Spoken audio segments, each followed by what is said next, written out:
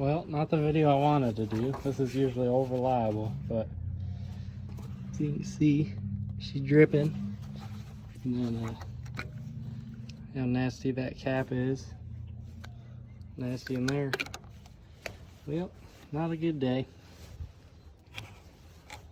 But fuck it. Guess we get to turn this apart. I guess if you got one of these eBay radiators, to look out for that. Just put some Teflon tape on there or something, or some pipe dope. But yeah, I did not know that was a water hole. Badass. Alright, got the radiator out. So here's my water pump. So I think that's probably the culprit.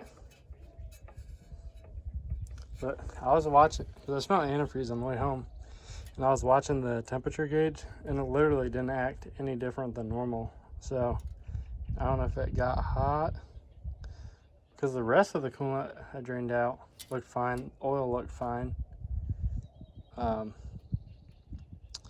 yeah, the tensioner probably needs to be replaced. Sounds a little iffy. There's no play in it, it'll probably be alright. But the water pump's definitely bad. These clutch fans are a pain in the ass to get off. I just have like a normal wrench like that. It's like a sheet metal wrench. And I definitely recommend getting the air hammer ones that go on here. So I'm gonna take it off with all the little bolts. Like, I mean, you gotta do that if you work on like older Mopars or like that. But yeah, it's a pain in the ass. So, I don't know, maybe I'll put a new water pump on it, see what it does. I mean, but you saw how fucking like milky and shitty it was. So who knows, whatever. We'll figure it out. So here's my water pump off.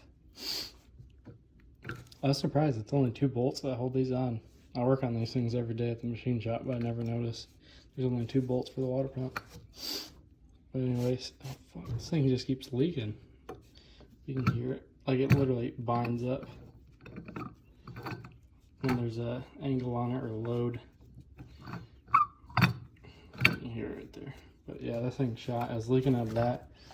Even though it did look nasty in the radiator, it actually doesn't look too bad in there. I don't know if you can see that, but that's just nice clean antifreeze. So, but hopefully we got lucky and that's all it was this. It has been running low on water, so that's why like when I smelled the antifreeze I'm like, oh, it's gotta be leaking somewhere. But I figure it's from like all the 100 hoses and fucking old shitty fittings that are on this thing. But I guess it was just that. So I started parking in my driveway so I could see if it was leaking anything, but maybe just under a load or when it was spinning, that's when the water pump was going. But yeah, I'll slap a new water pump in it and hopefully we got a good running truck again. I took my intake off. I was getting pissed with trying to get the radiator out with the fucking windshield washer fluid reservoir, because that's kind of a bitch to get off. But so I just took that off to calm down, I guess. But anyways, get that back together. I'll probably get some silicone and yeah, put those back, put that intake horn back on, water pump, put it back together, and hope and pray that it fucking, that was the fix. Maybe get some that fucking, what's it called, radiator flush shit, put it in here. But yeah, you can see like it was blowing all over how dirty everything is there. This is a new lower radiator hose. Not brand new, but a couple months old. And it's just fucking filthy. So, probably wash it around in here. I mean, look at this gunk. Ugh. But yep. Alright, just went to AutoZone. Got a Duralast one. Apparently has a lifetime warranty, but it's made in China. So that kind of fucking sucks. But yeah, get her on there and hopefully she's good. Oh, I got some radiator flush and some antifreeze. Fucking antifreeze is expensive. I gotta stop dumping that shit on the ground. One, someone's gonna bitch one day, And two, it's expensive. I mean, good lord. 13 bucks for a gallon? Also, it's just an O-ring that goes in the back. You see it pop up a little bit right there. But no gasket, just an O-ring. The bolts are actually pretty small. I think I said that earlier.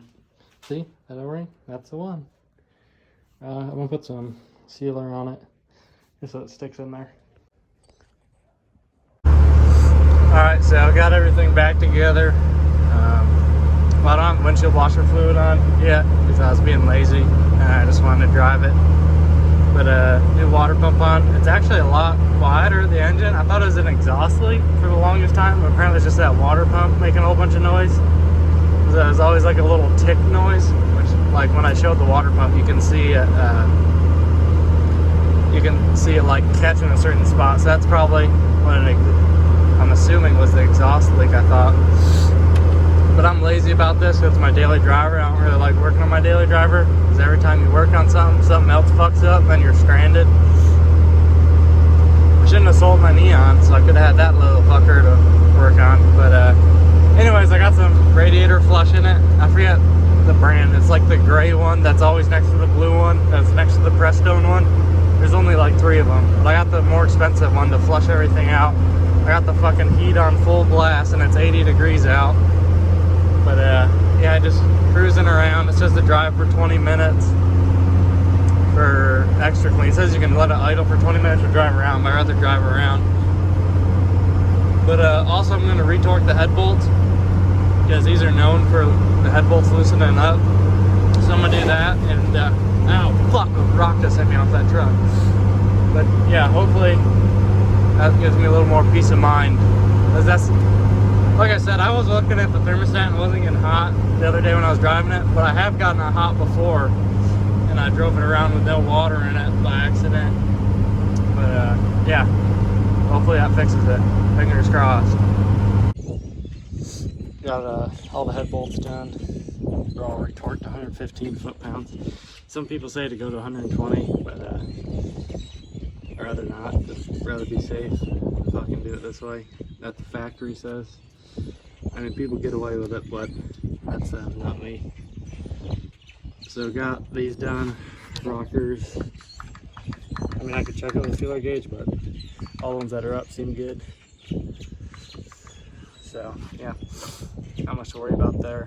So get the valve covers back on. Oh, injectors back on. Tighten those up, and the valve covers. All right, that's it. This is the 3rd time I flushed it, and you can still see all the shit in there. So yeah, it's pretty nasty, and that's the 3rd time. So I'm gonna do it again, see what it looks like, and then hopefully that'll be the last time, maybe 2 more times. And I was gonna go to the junkyard today and get a throttle cable for that, but I don't know if I feel like it. I also need to take the PTO covers off this and re-gasket them because they've been leaking ever since I put it together. And I'm going to use some silicone on the bolts just to seal up in case it's leaking on the threads. But yeah, they're pretty shitty. I forget the brand. I got them from like 4x4 off-road or some shit like that, but they suck. Topping it off with some antifreeze. I used to be one of those people who was like, I just run water in it, you know. Live in Texas, it doesn't really matter. Like obviously when I lived in New York, I had to put antifreeze and stuff or else it'd freeze over. Another thing about that is freeze plugs never actually work. If you see a freeze plug pushed out, 90% of the time your block's gonna be cracked. So I don't think that saved it because it got pushed out. Just a little FYI for you. But anyways, and then since I see so many heads come in and stuff, like around the water jackets, it'll be like looks like a pitted face on someone who picks their pimples. It looks like that, like just big divots all around that shit. So that's from not running antifreeze.